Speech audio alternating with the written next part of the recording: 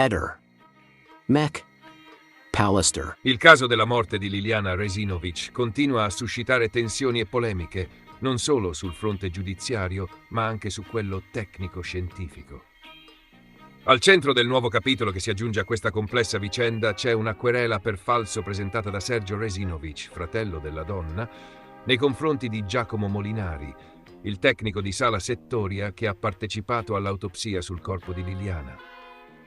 L'uomo, infatti, nei giorni scorsi ha fatto pervenire alla procura una memoria scritta in cui si assume la responsabilità, pur ribadendo la natura involontaria dell'accaduto, di aver causato una frattura alla vertebra toracica T2 della donna nel momento in cui ha maneggiato il cadavere per sistemarlo nella corretta posizione in Sala Settoria.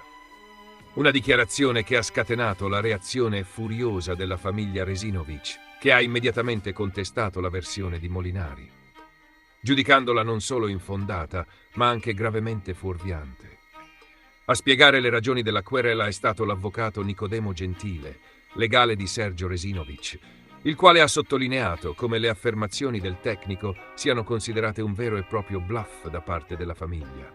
Secondo Gentile, Sergio ha sentito il dovere di reagire a quelle che definisce dichiarazioni mendaci e tardive, chiedendo formalmente alla magistratura di fare chiarezza sulle motivazioni alla base delle parole di Molinari, ipotizzando anche che quest'ultimo possa essere in qualche modo eterodiretto o stia tentando di proteggere qualcuno coinvolto nella tragica morte della sorella.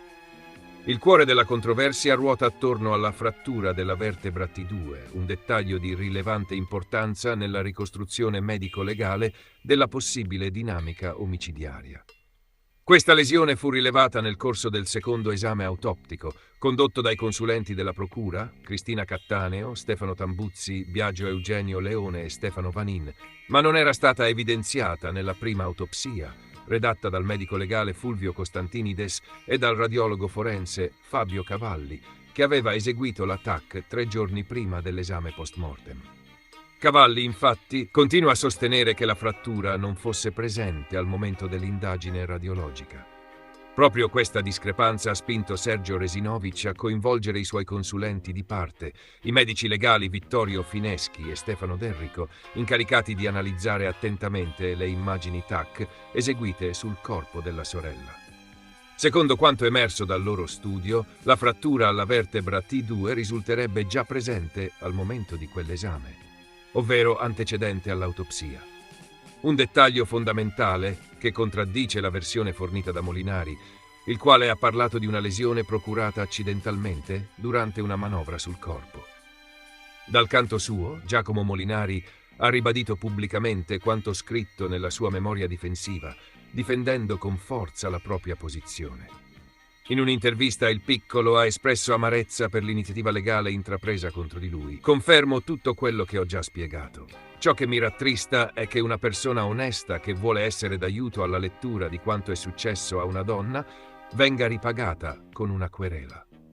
Il tecnico ha anche voluto precisare che le sue parole non costituiscono un'autoaccusa in senso stretto, ma una ricostruzione oggettiva di un evento, una frattura che può insorgere più frequentemente di quanto si pensi in casi di manipolazione post-mortem, che lui ha voluto segnalare per onestà professionale.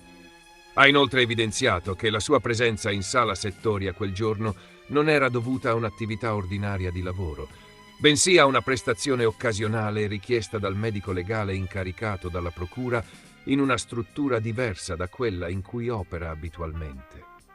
La querela di Sergio Resinovic, però, non si limita a mettere in discussione la veridicità della dichiarazione di Molinari. Chiede che venga fatta piena luce sulle sue motivazioni, sui tempi e sulle circostanze in cui ha deciso di farsi avanti e soprattutto invita a indagare su eventuali legami, comunicazioni o influenze ricevute da parte di persone coinvolte direttamente o indirettamente nel caso. Un atto che si inserisce in un contesto molto delicato, in cui la famiglia della vittima continua a chiedere verità e giustizia in un quadro investigativo ancora aperto. Al momento, per la morte di Liliana Resinovic, resta formalmente indagato per omicidio volontario il marito, Sebastiano Visintin. E proprio dalla sua parte si schiera il medico legale Raffaele Barisani, consulente della difesa, il quale da tempo sostiene che la lesione alla T2 possa essere frutto di una manipolazione del cadavere e non un elemento compatibile con un'azione violenta. Nel frattempo, Sergio Resinovic ha anche avanzato una richiesta al Ministro della Salute affinché venga disposta un'ispezione sul reparto in cui lavora Molinari.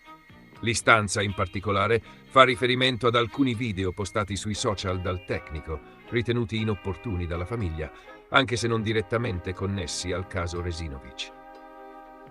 La vicenda, dunque, si arricchisce di nuovi sviluppi che rischiano di complicare ulteriormente l'accertamento della verità. Sullo sfondo rimane il dolore di una famiglia che cerca giustizia per una sorella e una battaglia giudiziaria e scientifica che continua a muoversi tra ricostruzioni divergenti, verità parziali e tensioni sempre più marcate tra le parti coinvolte. Se chi difende Sebastiano Visintin avesse dovuto trovare qualcuno a cui far assumere delle colpe per migliorare la posizione di Sebastiano, diciamo proprio che Molinari non era il profilo esatto, perché è una persona abbastanza narcisista e sospetta e tra l'altro con quei video si condanna da solo. Allora in ogni caso, o nella migliore delle ipotesi, prima avrebbero fatto un controllo, avrebbero fatto sparire quei video pubblicati da Molinari sia su YouTube che su TikTok e poi l'avrebbero fatto uscire allo scoperto. Per questo la cosa più probabile è che Molinari abbia agito in autonomia o per farsi pubblicità, che è la cosa forse più probabile, o per difendere magari Costantinidis, a cui poteva anche tenere perché può darsi che lo conosceva da molto tempo. In ogni caso è sospetto che lui esca dopo 3 anni fuori con questa storia.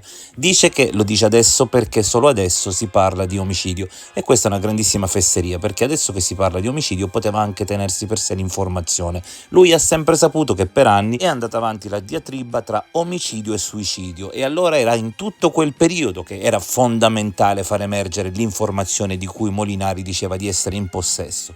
A me sembra che più probabilmente lui sia uscito per farsi un po' di pubblicità e ha ottenuto ovviamente risultato, perché come vedete anche oggi le TV hanno riproposto i suoi video. È strano perché lo sta raccontando dopo che Sebastiano è stato inserito nel registro degli indagati. E questo che è strano, perché non mi può dire che non conosceva il caso di Liliana, visto che sui social sta parlando anche di Liliana, anche se dice ne parlerò più avanti. Tutti i giornali, tutte le TV, il mondo intero, e lui non sapeva che Liliana era diventato un caso mediatico, se vogliamo. Io non riesco a capire chi gli lascia fare questi video così macabri, così da film dell'horror, quando ci sono tanti ragazzi che vanno in giro coi coltelli e vengono e lui li istiga. Io ho ascoltato le sue parole dove dice che lui fa per bene la ricomposizione della salma. Peccato che non l'ha fatto per Liliana, perché Liliana è stata messa dentro un sacco mortuario, noi non l'abbiamo neanche riconosciuto il giorno del funerale, non abbiamo fermato nessun verbale il giorno del funerale. E queste cose che lui dice e fa in questi video dovrebbero essere fatte in un'aula universitaria, non su un TikTok, credo. Io non so se l'azienda sa che di queste cose che fa lui. È un depistaggio, è un depistaggio. Io non so se è amico di Sebastiano, io ho sentito un suo video dove lui dice che prima dei coltelli usa e getta si usavano dei coltelli normali, che lui faceva arrotare. Allora io vorrei sapere dall'azienda per cui lavora se questi coltelli, quando li mandava ad arrotare, erano fatti da una ditta che aveva vinto un bando di concorso o se li faceva fare lui per conto suo a qualcuno che conosce. Non so chi e non so come si chiama. Io sto dicendo quello che lui dice in un video. I coltelli e quando c'è il macete in mano. Lui dice prima di questi usa e getta si arrotavano. Allora io vorrei sapere, come cittadina che paga le tasse, anche quelle sanitarie, se l'azienda ha chiamato una ditta specializzata per fare questo lavoro. Io mi chiedo perché dall'ospedale di Catinara, dove era stata portata nella sala mortuaria dentro quel sacco ed è rimasta lì per 5 giorni a 12 gradi, questo signore è andato a prenderla, l'ha portata nella camera mortuaria del cimitero in via Costalunga, ok? E ha fatto questo lavoro fuori dall'orario di servizio. Se si sente così onesto e così bravo, che ha fatto tutto per bene, perché non l'ha detto subito? Perché non l'hanno scritto nel verbale della prima autopsia? Ha aspettato 3 anni e 3 mesi? Non mi sembra una persona onesta che aspetta tutto questo tempo, soprattutto perché era presente col dottor Constantinides. E poi c'è un'altra cosa che mi tormenta, diciamo così. Se queste cose, queste rotture di ossa succedono così frequentemente, perché non c'è una statistica? Perché non c'è un studio dai luminari dove ci spiega perché e per come possono avvenire queste cose? Lui dice che tutto è archiviato, fatto per bene.